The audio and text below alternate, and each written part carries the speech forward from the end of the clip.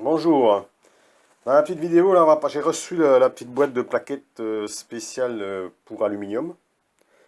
Donc, je sais pas si vous pouvez voir ce que ça donne. Voilà. En fait, la partie du dessus, là, elle est lisse, hein, et ça fait un crochet, une espèce de crochet. Je sais pas si on va bien voir. Voilà. Et ça brille, hein. Donc, comme tout ce qui est plaquettes aluminium. Donc, qui va en remplacement de ceux-là, qui sont pour l'acier. Alors là, je sais pas si on va bien voir. Je vais essayer de faire la mise au point. On va pas voir grand-chose, hein. Bah, en fait, il y a une espèce de petite saloperie au milieu, là, voilà, ça coupe beaucoup moins bien, l'angle n'est pas le même. Alors moi, ce que j'avais fait comme ça. J'avais me limé en forme de cuvette, justement, pour que ça coupe mieux. Voilà. Donc j'ai reproduit un petit peu, sans savoir comment que c'était fait, parce que c'est la première fois que j'en achète des comme ça, hein. Donc ils vont en lieu et place sur ces outils-là. Donc c'est les MGE HR 1212, parce que c'est moi c'est du 1212, hein. Donc, et les plaquettes, c'est du, pour ceux qui veulent en acheter, c'est du, on va faire la mise au point, c'est chiant, hein. Faire la mise au point quand ça veut, ça.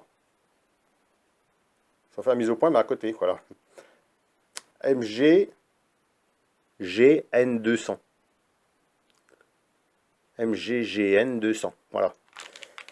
Donc, bah, qui se monte dessus, hein, ce qui fait que permet donc de tronçonner l'aluminium plus facilement, sans que ça colle. Voilà, c'est beaucoup plus tranchant. Là, c'est sûr que là, si on appuie dessus, on se coupe les doigts. Je l'avais acheté pour le laiton parce que je pensais que le laiton, moi, il fallait que ça coupe énormément bien. Je pensais qu'il fallait que ça coupe. Puis en fait, c'est tout le contraire, il faut pas que ça coupe. Enfin, ma foi, je les ai, c'est bien, hein. Elles sont là, elles vont bien me servir. Voilà. Donc on va mettre ça dans la boîte. Donc chez AliExpress, hein, voilà. Je trouve tout sur AliExpress pas cher, donc voilà. Ça met 2 semaines pour arriver à peu près, 10 jours, 2 semaines. Alors je vais aussi parler un petit peu sur la vidéo de Jean-Louis Train Tranquille, hein, parce que je lui ai donné des infos sur ma déboulonneuse. Et c'est ce que j'avais comme matériel. Parce que bon, moi je fais quand même un peu de mécanique, enfin, j'en fais pas énormément, mais j'en fais, hein. Et j'aime bien avoir du matériel qui tienne la route quand même, hein, pour ça, hein. Je sais que les déboulonneuses, en général, hein, les clés à choc, il faut de la puissance quand même, hein, parce qu'on est vite limité.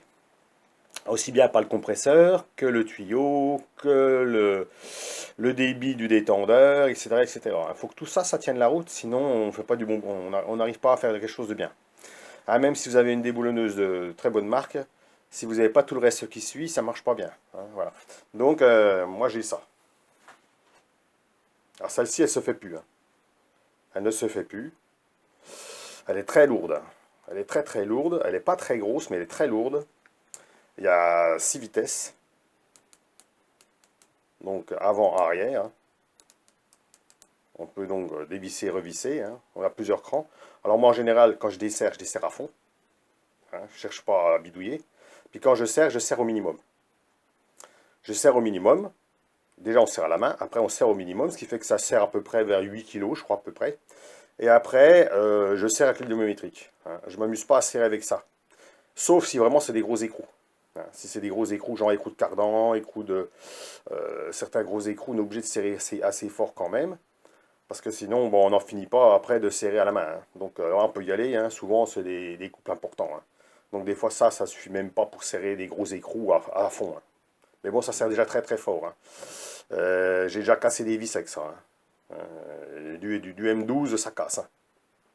En serrant à fond, là, le M12 il part, hein. Donc il faut faire très attention. Il y a de la puissance, hein, quand même, hein. Donc la kilométrique, j'utilise ça, moi, hein. Alors personnellement, je la conseille pas. Pas parce que c'est de la merde, c'est parce que ça coûte une fortune. Alors moi je l'ai eu, il y a déjà longtemps que je l'ai, hein. Je l'ai eu, je ne l'ai pas eu trop cher, hein. J'ai eu moins de 100 € quand même, mais Aujourd'hui, ça vaut, je sais même pas si ça vaut pas 300 euros. Hein, c'est une merveille, quoi. L'affichage, tout, on tire là-dessus, on entend les clics-clics.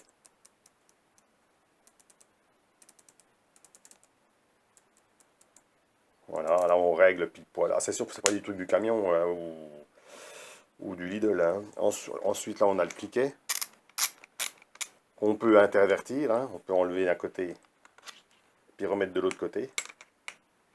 Hein, il y a deux positions.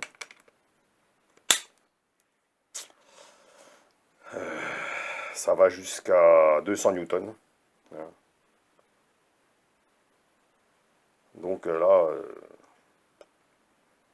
c'est sûr que bon, je devrais acheter ça, je l'achèterai pas. Parce que c'est vraiment trop cher, quoi. Hein. C'est bien, c'est de la super marque, mais quand même, hein, faut pas exagérer. Hein. Hein, bon, ben ça c'est à vie, hein. Vous avez ça, c'est à vie. Hein. Hein, voilà. Donc je peux montrer quand même que j'ai du matériel autre que du Lidl, parce que du Lidl, j'aime bien le matériel du Lidl. Mais dans certains cas, bon, le matériel du Lidl, c'est pas suffisant. Hein, on a un petit peu trop limité sur certaines choses. Hein. Ça, tout le monde le comprend. Hein.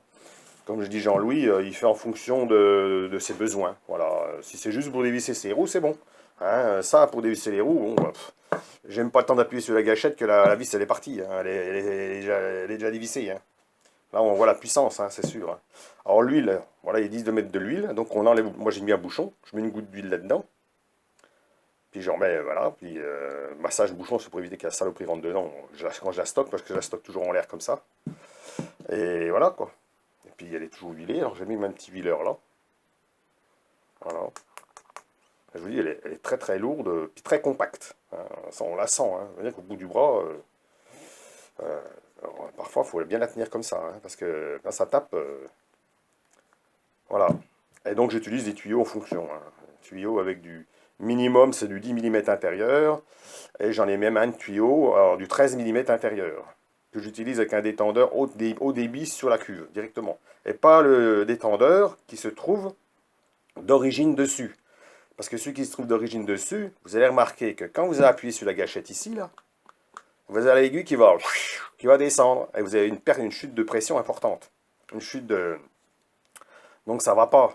Hein, vous n'avez plus assez de pression pour la machine, alors ça va pas. Donc il faut un gros débit, hein, ça il n'y a pas de doute. Alors j'avais la même en poids lourd, en 1 pouce, là c'est du 1,5, hein. Mais en 1 pouce, hein, alors le 1 pouce ça fait gros, ça fait un gros carré. Hein.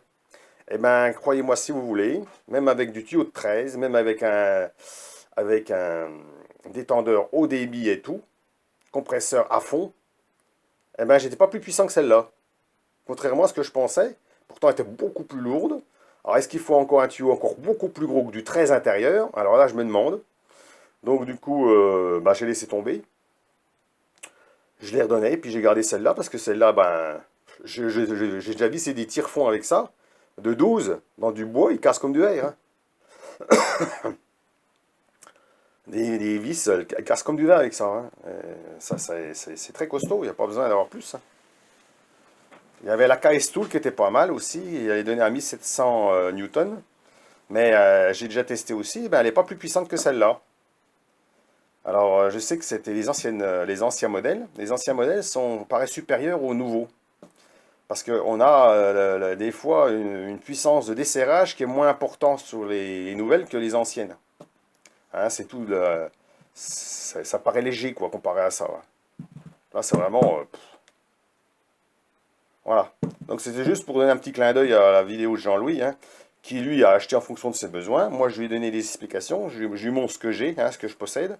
Donc en clinométrique, en matériel de voiture automobile, j'ai pas mal de choses. Hein, j'ai pas mal de matériel quand même. Je bricole un petit peu ma voiture, c'est normal. Hein, bon, c'est un petit peu normal, j'en ai fait, donc forcément. Prochainement, il faut que je change, faut que je monte mes amortisseurs. Donc elle va bien, mais elle va bien être utile. Parce qu'à la main, tout à la main, laissez tomber. Hein. Voilà, quand il faut démonter les vis en dessous, les deux boulons qui sont sur l'amortisseur à la main, ben, des fois c'est très très serré. Hein. Donc avec ça, c'est un plaisir, quoi. Voilà. Donc, ben, ne cherchez pas trop celle-là, je pense pas que vous la trouverez hein, dans les catalogues ou quoi que ce soit, elle était remplacée. Alors, est-ce qu'elle est remplacée par quelque chose de mieux? J'y crois pas vraiment. Parce que j'ai l'impression que ils mettent du matériel de moins en moins bon, là. Les anciennes étaient meilleures que les nouvelles. Que ce soit dans cette marque-là ou d'autres marques, hein. Les anciennes étaient plus lourdes, des fois même tout en aluminium. Là, elle a annoncé pour 1000 plus de 1000 newtons, hein, donc c'est quand même costaud. Et des fois, ils annoncent jusqu'à 1700, 1800, et puis en fait, non. Eh ben, c'est pas plus puissant. Donc, est-ce qu'il faut un tuyau d'arrosage derrière pour arriver à la faire fonctionner? C'est pas la peine, hein. Déjà, je peux vous montrer le tuyau de 13, c'est énorme, hein. Un tuyau de 13, c'est gros, hein, c'est costaud, hein. Du 13 intérieur, c'est qu'avoir du 13 intérieur, tiens, c'est gros comme mon petit doigt, hein, à l'intérieur. Plus le caoutchouc qui est autour, ça fait un gros tuyau, hein. Il est pas, il faut le manipuler, le tuyau, hein. Donc voilà. Donc voilà pour la petite vidéo, hein, pour les petites plaquettes, hein, alu. Pour les outils de tronçonnage, que ce soit bien tronçonnage, on a les mêmes genres d'outils pour les intérieurs aussi, qu'on peut utiliser avec ces petites plaquettes-là, en 2 mm. C'est du 2 mm d'épaisseur, hein. Donc, qui vont très bien, hein. Moi, je les utilise, ça va très bien, hein. Et puis pour ben, ceux qui veulent investir dans du matériel comme ça, ben, tout dépend ce qu'ils font, hein, voilà.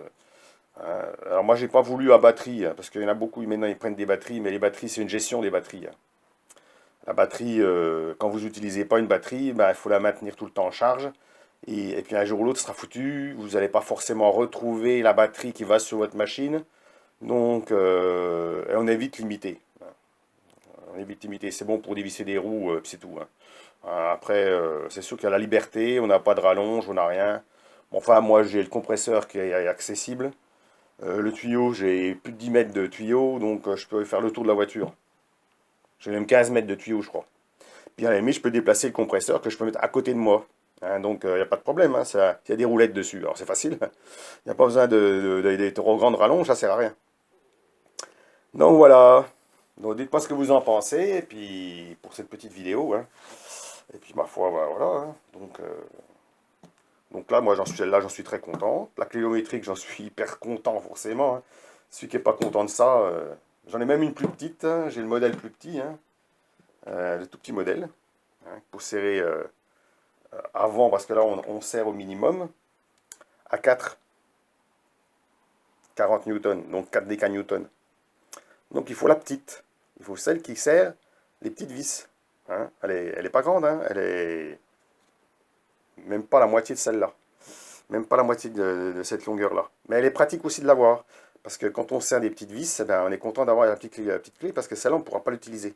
Et si on veut serrer toutes les vis au couple, eh ben, c'est bien d'en avoir une. Parce qu'on serre à la main, puis des fois, on ne sait pas si on serre bien ou pas, hein. Donc, ça, c'est bien de les avoir. Voilà. Donc, eh ben, sur ce, je vous laisse. Dites-moi ce que vous en pensez de cette petite vidéo. Là, je vais vous montrer les trucs, là. Je vais changer. Ah, j'ai les boîtes, là.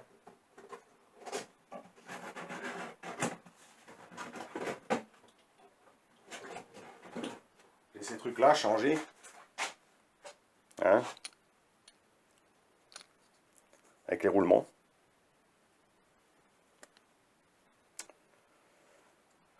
Alors ça, c'est un motif de contre-visite, maintenant, parce que ça va se loger au-dessus de la coupelle d'amortisseur, hein. Ça veut dire que vous avez, ça se monte au-dessus, l'amortisseur passe à travers, et quand les roues sont pendantes, eh ben, en fait, ça se décolle. C'est normal. Mais quand ils sont tassés, ben, vous avez trop de jeu au-dessus. Et puis votre roue au bas, ben, elle bouge comme ça. Ben, par contre, quand la voiture est posée sur le sol, ben, ça ne bouge plus puisque c'est coincé. Mais pour eux, quand ils la mettent sur le pont, ils voient que ça bouge comme ça, hop, contre-visite. Voilà. Alors qu'il n'y a rien. C'est le caoutchouc qui est tassé, il n'y a aucun risque, hein. Alors vraiment, quand c'est vraiment foutu, foutu, mais les miens, ils sont pas foutus, hein. Ah, il y a un petit poil de jeu, bon, bah, il faut que je les change, voilà. Parce que sinon, je vais encore être emmerdé, ils vont me foutre une contre-visite parce qu'il y a 2 mm de jeu, quoi. Voilà, il y a ça aussi.